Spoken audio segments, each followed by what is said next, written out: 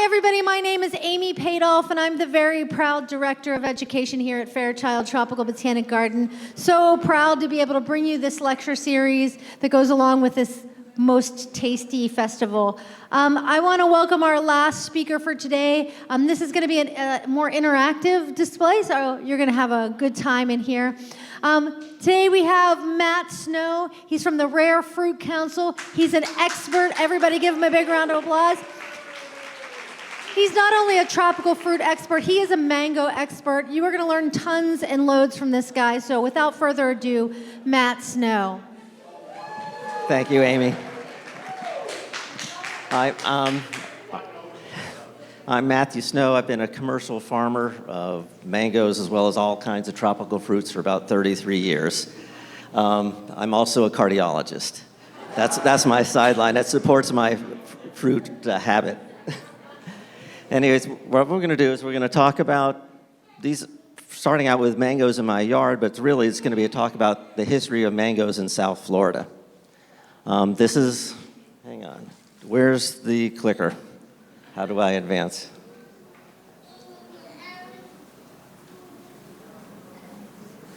I guess we should set it up as a slideshow, and then if you, hang on, I may have to do it over here. Please come. Anyways, my house was on an old mango grove. My house was the original grove keeper's house for a large mango in the Continental Park area. It was many acres. My house is 10-inch poured concrete walls. It was built in 1952 at the time the grove was planted. When I got there, I only had 4 varieties of mangoes. It was a commercial grove. However, I cut down and regrafted over half the trees, and now I have about 16 different varieties of really some of the best mangoes in South Florida. And are we ready? Okay, these are some of the mangoes in my yard. This is my yard. As it says, 1.5 acres, about 33 mango trees. They're mature, they were planted around 1950. Go ahead. This is Kit. Is that focus? I don't know if your focus would be better. Kit is an excellent mango. Main thing to note here is I don't spray my mangoes at all. And my mangoes are clean. And we're going to talk about how you can keep clean mangoes with a minimum of care. Next. Does anyone know what this is? Cashew. This is cashew with a cashew apple. You know why this is here. Cashews and mangoes are in the same family of Anacardiaceae. In fact, the other plant that's common in Anacardiaceae is poison ivy. So poison ivy, mangoes, and cashews are all related in the same family. Next.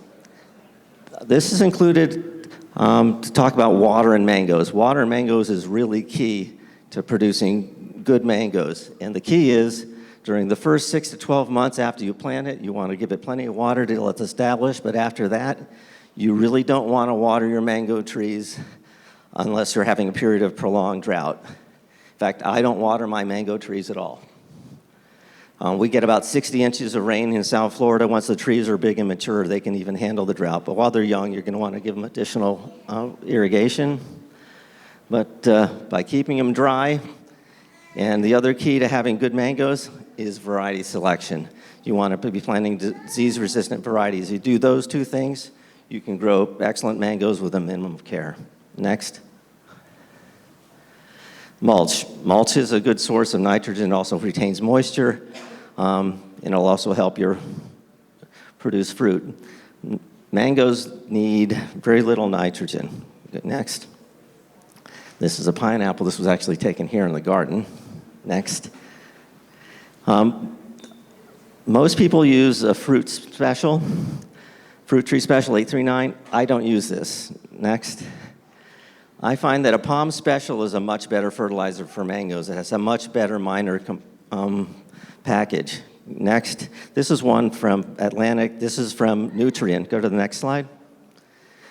The advantage of this particular fertilizer, you really can't see. It's a 12-4-12, 12% nitrogen, 4% phosphorus, 12% potassium.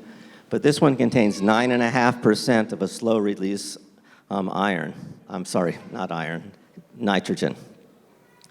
I only give the mangoes fertilizer once a year in February. That's right when they're starting to bloom, so it's probably the easiest fruit tree you have in your yard. You only have to fertilize it once a year. I have a diagram that will have that listed. As an alternative, this is a super fruiter, which is a 6316.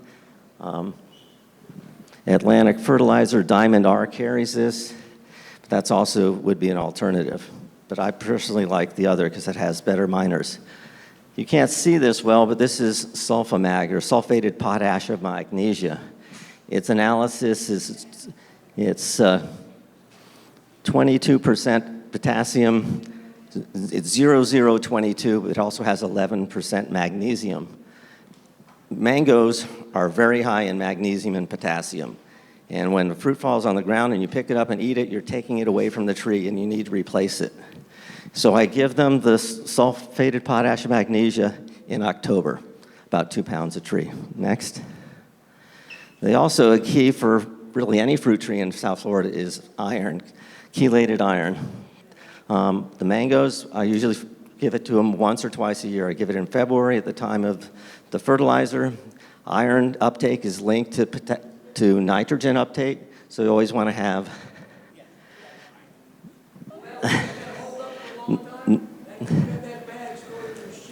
Yes, it'll hold up for many years, as long as it's dry. No, it'll last a long time. I put it out dry. A lot of people put it in like a tablespoon or in a 5-gallon bucket of water and toss it. I put it on dry and then irrigate afterwards. Or you want to apply it before rain. I don't. I put it on dry. Next. There's several forms of chelated iron, but they're all pretty much the same. Next.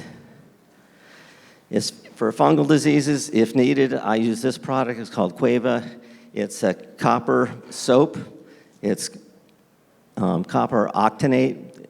It's very safe. It's omni-listed. It can be used in organic production. It contains about 20% as much copper as the traditional copper fungicide, so you get much less copper accumulation in your soil and on the plants as well. But it's very effective. Next. You can find it also on Amazon under bonide. It's the same thing. It's copper octanate. Next. And this is it. I don't. But if you get an outbreak of anthracnose, you want to, this is what I would use. Next. As far as insecticides, I rarely use any insecticides for my mango trees. But when I use insecticides, this is great for vegetables and any plants. It's called PFR 97. It's a biological. It's a soil fungus that's insecticidal, and it kills almost every insect. It's incredibly effective. It works on mites. You get this through Nutrien down in the Homestead area. But it's a terrific, it's also OMRI listed. It's a biologic. It's totally harmless to people. Next. This is my mango care schedule. You might want to take a picture of this. I fertilize early in February with either a 12-4-12 palm special or the 6-3-16 super fruiter, 4 to 5 pounds for a mature tree, the sulfated potash and magnesia in early October, the chelated iron, a 1/4 cup in February, and if they're showing signs of deficiency, again in October. Either Cueva, Abound, or Coside for anthracnose, neem oil, citrus oil, or I use the PFR 97 for scales or mites. But it's most of the times, all I use is the fertilizer. I hardly ever, that and the sulfated potash magnesia in October that helps the trees to recover. Next. Okay, next. Next, we're going to talk about some of the varieties of mangoes in my yard. This is, who knows what mango this is? Someone said Kent. No. What? No, the one on the slide picture is very distinctive, has very prominent white dots. This is Hayden. Hayden is really the mother of most mango varieties in South Florida. And the story of Hayden is really interesting. Hayden is a seedling of Moldova. In 1889, there was a professor, Marshall Woodridge, shipped a dozen mango trees he first sent them to Washington, D.C. They arrived in poor condition. There were 6 varieties, 2 of each. 5 were sent to Professor Gale, who is in Lake Worth Lagoon near West Palm Beach, and the other 7 went to the Brailsford brothers in West Palm Beach. 6 years later, in 1895, there was a severe freeze, and all 10 of the 12 trees died. The only one surviving was one Alphonse and the one Moldova. Then about 4 years later, in 1898, the Moldova fruited for the first time, and it had outstanding color and was very excellent quality. And everyone was all excited because really the only mangoes in South Florida at the time were turpentines, which are small yellow fruit about 5 to 7/8 ounces and just full of fiber. And so every time you eat them, your mouth would be full of white dental floss. So anyways, with the excitement of Moldova, in 1902, Captain John Hayden planted 48 Moldova seedlings in his yard or his property in Coconut Grove. And 6 years later, in 1910, the first fruited for the first time. And of the 48, there was only one that really stood out, and that was the Hayden. It turns out the Moldova was a very poor parent. There was only 2 varieties or seedlings of Moldova that became successful. One was the Hayden, which dominated the mango industry for about 25 years, and the other was Lancitia, which is more of a novelty fruit. It wasn't very productive. It has a very big fruit, about 5 pounds. That was introduced by Adolf Grimmel from the Rare Fruit Council from the University of Honduras. The Hayden, however, is the parent of numerous progeny. I'm going to list some of the ones. Anderson is a Hayden by Sandershaw. Bailey's Marvel, Jacqueline and Zill are Hayden by Bombay. Becky, Facel, Hatcher, Kent, Sensation are Hayden by Brooks. Kushman is Hayden by Amini. Irwin is Hayden by Lippens. Spirit of 76 is Hayden by Zill. Early Gold, Edwards, Lippens, Palmer, Parvin, Ruby, Springfields, Davis Hayden, Tommy Atkins, Valencia Pride, Van Dyke, Golden Lippens are all Hayden seedlings. So where, the parent, the Moldova, was not a very good parent, Hayden is much better, and most likely it was because of the turpentine. Hayden turns out to be a cross between Moldova and turpentine number 10. And the turpentine, though it was a small fibrous fruit, had extreme disease resistance. It also had a very resinous and a very aromatic flavor, which related to a lot of its progeny. And that's probably why Hayden has been so much successful as a parent. Hayden, however, after 25 years really fell out of favor because it has significant susceptibility to anthracnose, and it became an extremely large tree. So commercially, it fell out of favor. But its progeny, though, are still going strong. Next. These are Haydens from my house. Next, and you can notice how clean they are. Can you go back a second? Yes, keep it here. Haydens are generally difficult. In my yard, I kept 2 of the Hayden trees I had. Anything that was near the irrigation, I cut down and regrafted because they don't tolerate any water. They got terrible anthracnose. I had 2 trees that are outside of my irrigation system totally, so even under times of drought, if I watered, they stayed clean. Next. This is Kit's. Kit was thought to be a Moldova seedling, but it turns out that it's not. But Kit is the second most popular or commonly grown commercial variety in the world. It's a beautiful mango, large fruit, good disease resistance. It's not an overly big tree. It's medium size, open, and it's a wonderful mango with very little fiber. Next.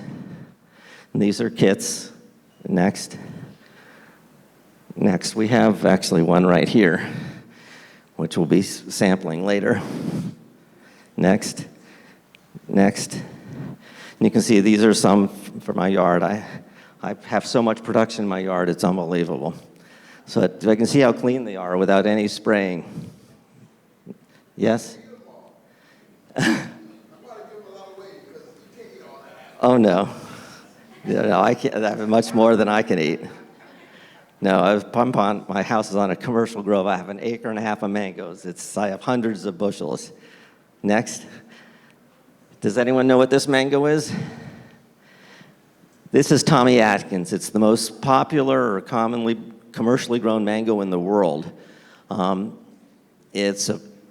We had some earlier. It's a big, beautiful fruit.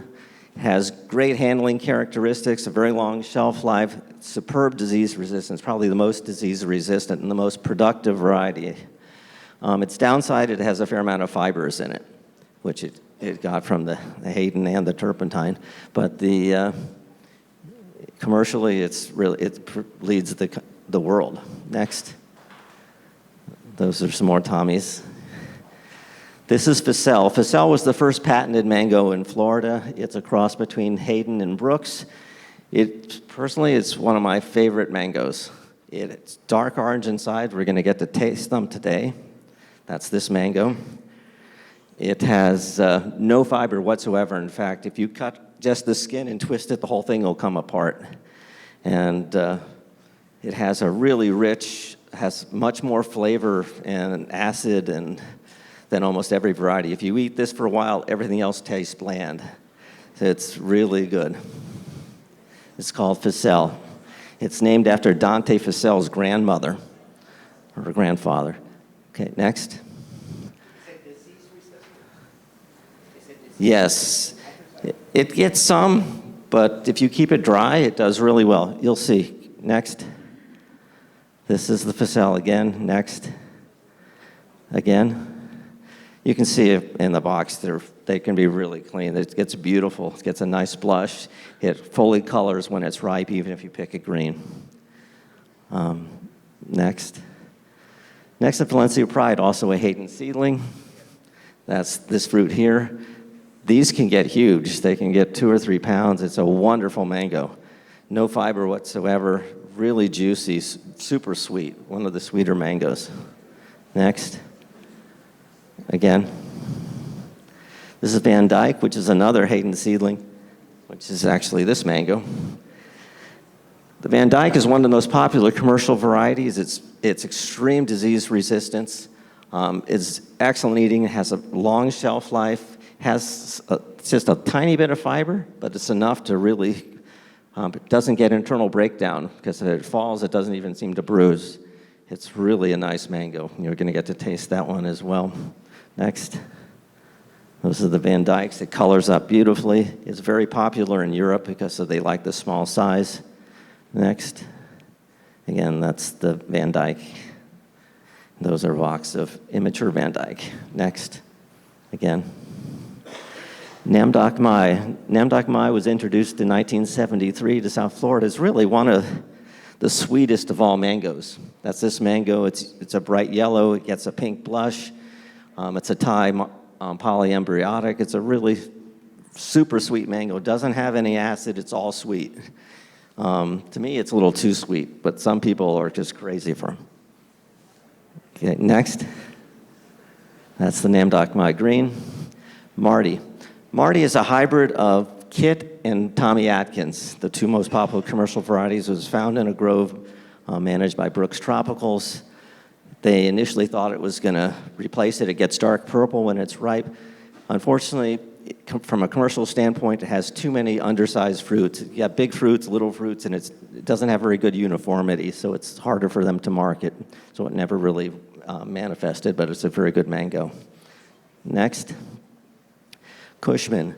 Kushman is probably, Kushman and Facel are probably my 2 favorite mangoes. Kushman is also used to be called Big Yellow. It's a large yellow fruit. This looks like a ball. Let me see. Well, these aren't them, but they look similar. Any Kushman there? No. But that's a wonderful, it's probably the most aromatic mango. It smells like a coconut. You put 1 or 2 in a bowl in the house, the whole room is fragranced. It's incredible. Very small seed, really thick flesh. Just delicious mango. Next. This is Hatcher. Hatcher is another Hayden by Brooks Cross. It's a very large mango. It's 2 to 3 pound mango. In fact, there's a Hatcher Grove in, I think it's in Palm Beach County. It has 10 acres. All they have is the Hatcher, and the family sells the fruit and the trees, and they have a cult following. But it's a really nice mango. Next, it turns yellow when it's ripe with a red blush on the top. Next, Golden Lippens. Golden Lippens is a seedling of Lippens, and Lippens is a seedling of Hayden. This is a really nice mango, if you ever get a chance to try it. It's also a medium-sized tree, good disease resistance. It's open. It's a really good tree for your yard. It makes a ton of fruit. And it gets bright yellow when it's ripe, and really juicy, very sweet. Next. You can see, again, how clean these fruit are without any spraying.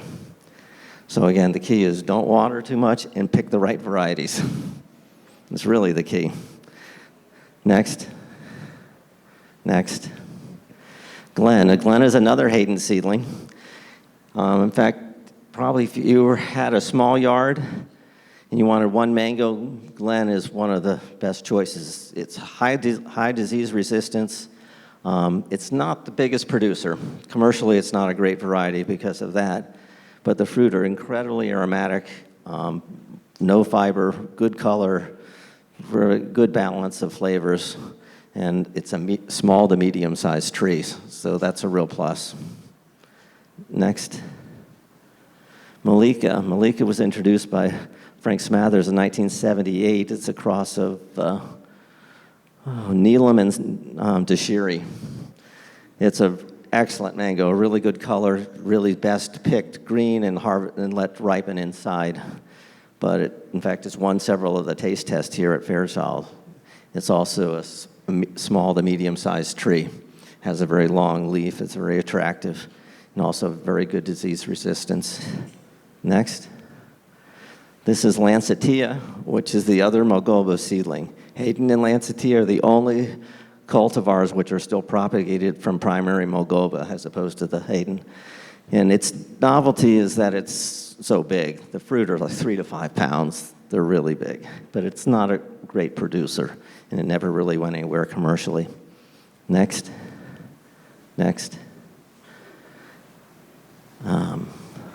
I think that's next. Irwin. Irwin is a Hayden by Zill, and it's a beautiful mango. This picture doesn't do it justice. It gets bright red and forms fruit in clusters, has good disease resistance. Its downside, it is very susceptible to internal breakdown. If it falls off the tree, half the fruit is going to be soft and jelly. It just doesn't have enough fiber. It's a mild flavor, but commercially it's a very popular one because it's very productive. It makes a very attractive tree. Next. Lily. Lily, it's actually, I got the budwood from the Fairchild collection. It was the prettiest mango they had.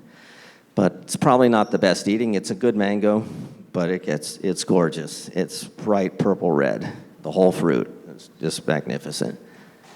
Next. And that's one of my mangoes in the yard, which I have some orchids growing in. That's actually a Namok Mai and Van Dyke, but have them both on the same tree. And can we go to the next set, the AJM slideshow of, I have a farm in the Redlands where I grow just about everything you can grow in tropical fruit in South Florida. And I just want to show you quickly some of the stuff we're doing there. It's right on Chrome Avenue and 156th Street. In fact, the Rare Fruit Council is going to be having an event there in November 8th. When you come by for samples later, you can take pictures if you want. And we're going to have a Redland Fruit Jamboree. We'll have all kinds of fruit and vendors and trees and things. But anyway, this is what it looks like on the outside. Next. There's a fruit stand in the front, and the farm is in the back. Yes? A late season? Probably the best late season mango is the Kit. The only one later than kid is Neelam, which is good, but the fruit are small and the tree is not nearly as productive as a kid. Kid, I think, is a fantastic mango. That's... We ready? We also have chickens. Go ahead. And turkeys, and guinea hens, and peacocks. Keep going. This is me with a Matt's Giant Black Sapote. That's actually the cultivar that I introduced, which is now the world's #1 premier variety of Black Sapote, which we have at the farm. Next. We're also having several pineapple plantings, which we've been starting, that are doing really well. Next. Go ahead. You can eat them fresh, but they make the best fruit bread of all fruit breads. You substitute the Black Sapote for banana and a banana nut bread recipe. It makes a rich, dark bread that doesn't get dry. It's incredible. It holds water. It's amazing. It's okay. Next. These are some of the pineapples from the farm. Next. You can go through every few seconds. We have lychees. Go ahead. Well, these are bat houses, which eat bugs. The bats eat tons of bugs. We have bees. Next. That's a Mafala breadfruit. Next. We have dragon fruit. We have about 4 varieties. This is Vietnamese Gianna. Next. That's Natural Mystic, which is the deepest red inside. You cut it, it looks like you're bleeding. Next. And there you can see we're harvesting dragon fruit and jackfruits and canistels. Yes. Next. We also have carambolas, which we have the Black Sapotes interplanted for windbreaks. Next.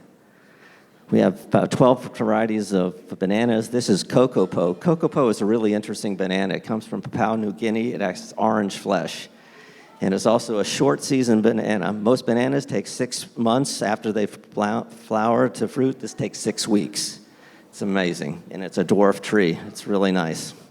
Kokopo. Next. These are some of the bananas from the farms. Those are praying hands. Looks like Mona Lisa and Goldfingers. Go ahead. That's some avocados. Next. This is an avocado called Oasis. It's actually, I don't know if you know avocados at all. This is a Lula seedling that was found in a grove by Kraft and Clift.